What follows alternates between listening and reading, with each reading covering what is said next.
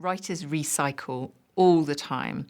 And in Looking Glass, Lewis Carroll does this on 2 occasions with really well-known existing nursery rhymes, once with Humpty Dumpty and once with the Tweedle brothers. So he takes something that all of his readers will already be familiar with and then makes a whole episode and a whole character or set of characters from these nursery rhymes that everybody already knows.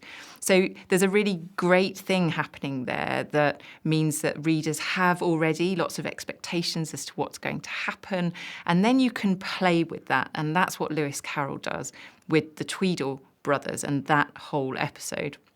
And the Tweedles are sort of stuck in this story which already exists. What happens to them? They have sort of no way out, really. This is the same that happens with Humpty Dumpty. We know what's going to happen to them and nothing else can happen. So in some ways, what's interesting about them is how it all plays out. So we know where it's going to end, but how do the different steps actually happen? And in some ways, that's what Lewis Carroll really enjoys doing with these episodes. What happens when Alice meets the Tweedles is already decided by the nursery rhyme.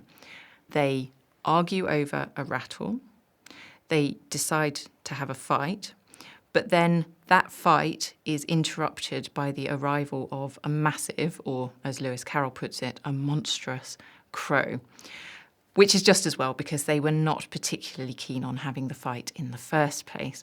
So these are the basic events of that nursery rhyme, and what Lewis Carroll does is sort of flesh out the basic details that we have from the nursery rhyme and makes it into this really wonderful episode where Alice is interacting with these brothers who not only fight between themselves, as we know, they fight over this rattle, but just like so many of the other characters that Alice meets in this world, they also argue with her. They make her cry, which is actually quite rare and unusual. Alice is usually pretty strong and keeps going, but they tell her that she's not real, and this makes her cry.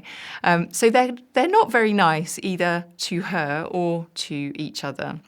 These are characters who make a massive fuss over really small, often not very important things. They are characters who become incredibly involved in the preparations for a battle that isn't a real battle and that they don't really want to have anyway.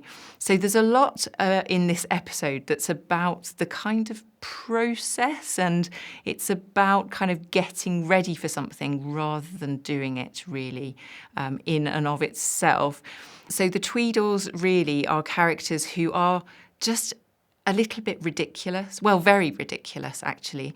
You can't distinguish them from each other. They are mirror images of each other. They're identical. And this is, after all, a world through the looking glass, through a mirror.